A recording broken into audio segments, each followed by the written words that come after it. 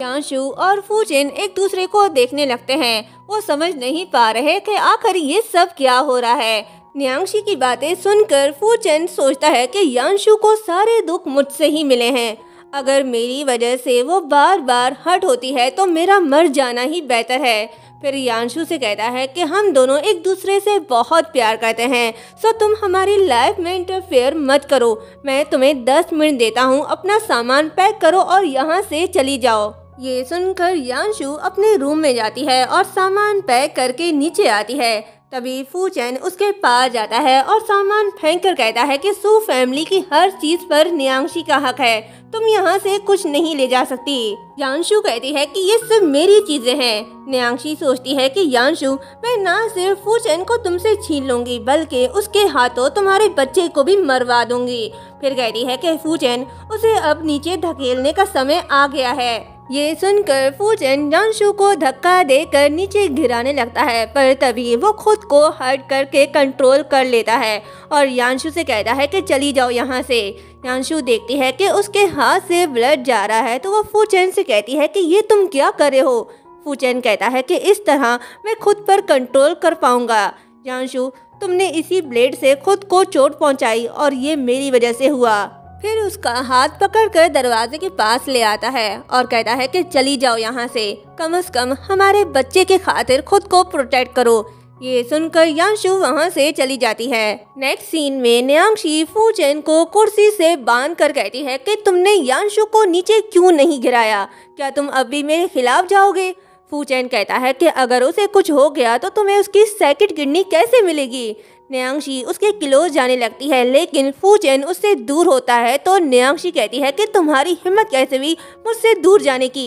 ये बोलकर वो उसे मारती है और फिर गले में रस्सी डालकर पूछती है कि तुम्हारी फेवरेट पर्सन कौन है। फूचेन कोई जवाब नहीं देता, हंसता है तो न्यांक्षी कहती है मैंने तुमसे कुछ पूछा है, कहो जिस पर्सन से तुम सबसे ज्यादा प्यार करते हो वो मैं हूँ। ये बोलकर वो उसे हर्ट करने लगती है। फूचेन कहता है कि भले ही तुम मेरे बॉडी को कंट्रोल कर सकती हो लेकिन तुम मेरे दिल को कंट्रोल नहीं कर सकती। न्यांक्षी कहती है कि कौन कहता है मैं तुम्हारे दिल पर काबू नहीं पा सकती, मैं ही इस शॉर्ट ड्रामे की राइटर हूँ और मैं ही इस दुनिया की कंट्रोलर हूँ।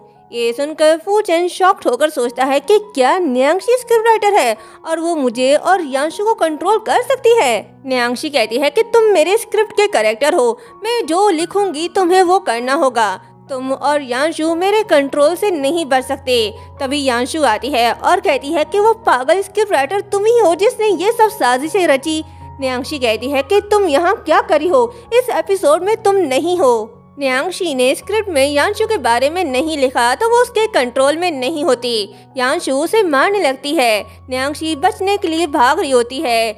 न्यांक्षी आगे आगे, यांशु उसके पीछे पीछे। न्यांक्षी कहती है कि मैं चाहती हूँ कि तुम मर जाओ। फूचेन कहता है कि यांशु तुम वापस क्यों आ गई, मैंने तुम्हें यहाँ से जाने के लिए कहा था। तभी यांशु फूचेन के क्लोज जाकर कहती है कि ये करने के लिए वापस आई। फिर न्यांक्षी से कहती है कि कागजी लोग भी इंसान हैं जिन पर तुम अपनी मनमानी नहीं कर सकती। अगर तुमने हमारी लाइफ को दोबारा कंट्रोल करने की हिम्मत की तो मैं इस आदमी के क्लोज जा जाकर मार दूंगी जिससे तुम सबसे ज्यादा प्यार करती हो। फूचेन कहता है कि नहीं, अब तुम्हें मुझे मौत तक चूमना होगा। ये सुनकर न्यांक्षी गुस्से में जाकर स्क्रिप्ट चेंज करने लगती है और कहती है कि मैं इस ड्रामे की स्क्रिप्ट राइटर हूँ, मेरे पास हर चीज पर कंट्रोल करने का पावर है। चूँकि तुम मरना चाहते हो तो मैं तुम्हारी ये ख्वाहिश पूरी कर दूंगी। दूसरी तरफ फूचेन और यांशु साथ होते हैं। यांशु पूछती है कि पेन हो रहा है।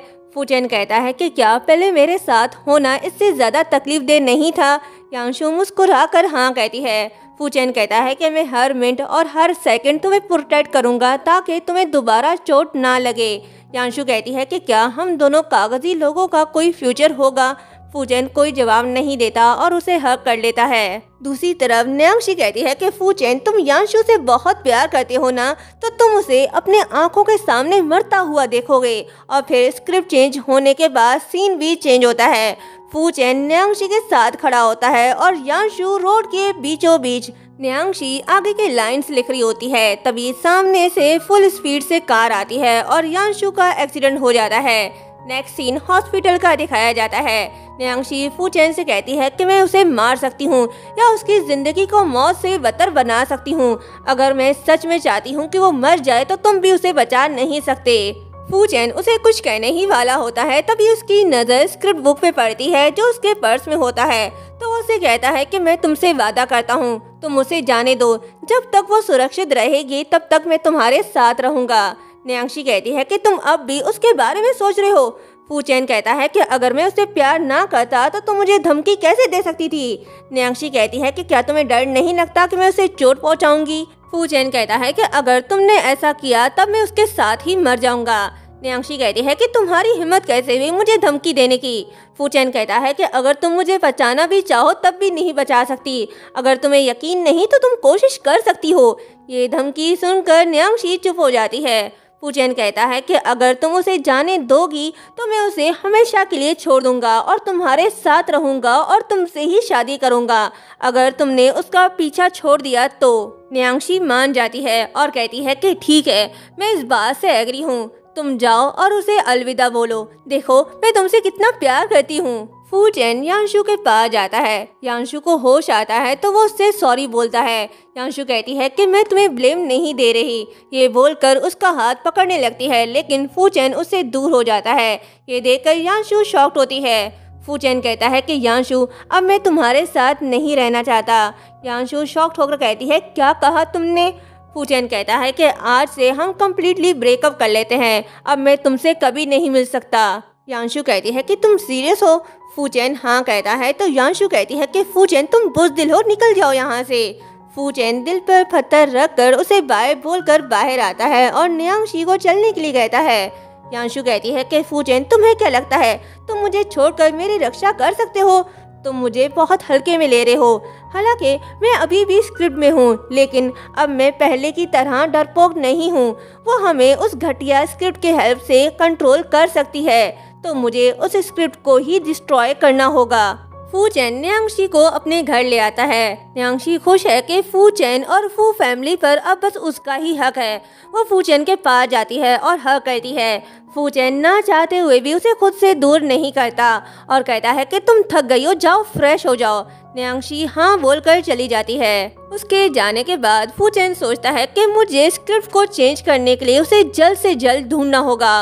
मुझे कंट्रोल करने के लिए वो ज़रूर उसे अपने साथ लेकर आई होगी। ये सोचते ही वो उसके बैग में स्क्रिप्ट बुक ढूंढने लगता है।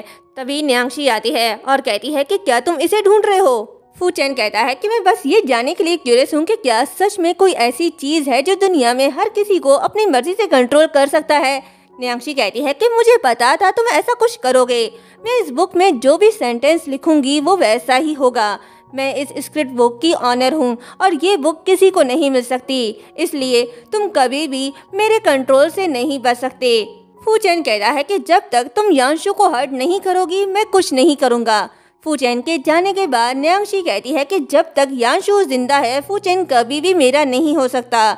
यांशु तुम्हें मरना ही होगा। न्याङशी स्क्रिप्ट चेंज करके यांशु को कुर्सी से बांध कर रखती है। यांशु पूछती है कि फूचेन ने फिर ऐसा क्या कह दिया कि तुम्हें इतना गुस्सा आ गया। न्याङशी उसे बुल्ली करके कहती है कि क्या तुम जानती हो मेरे पास तुम्हें मारने के 10,000 रास्ते हैं। यांशु कहती है कि ये अफसोस की बात है कि तुम कभी कामयाब नहीं हुई। तुम सिर्फ स्क्रिप्ट के जरिए फूचेन को कंट्रोल कर सकती हो, लेकिन उसके दिल को कंट्रोल नहीं कर सकती।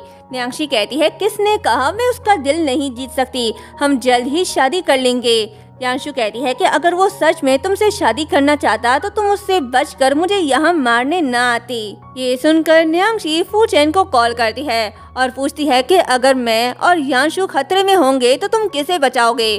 फूचेन जवाब देता है कि ऑफ कोर्स मैं तुम्हें ही बचाऊंगा। न्याङशी को बातों में उलझाकर यांशु रस्सी काटने लगती है। फूचेन से बात करने के बाद न्याङशी यांशु से कहती है कि तुमने सुना वो सिर्फ मुझसे ही प्यार करता है, तुम जियो या मरो उसे कोई फर्क नहीं पड़ता, तुम बस जल्द ही हमारी लाइफ से गायब हो जाओ। तभी यांशु रस्सी खोल लेती है और न्याङशी को पकड़कर दीवार में पटक देती है और स्क्रिप्ट बुक छीनने की कोशिश करती है। तभी न्याङशी उसके ऊपर गन तान देती है और यहीं पर ये पार्ट एंड होता है।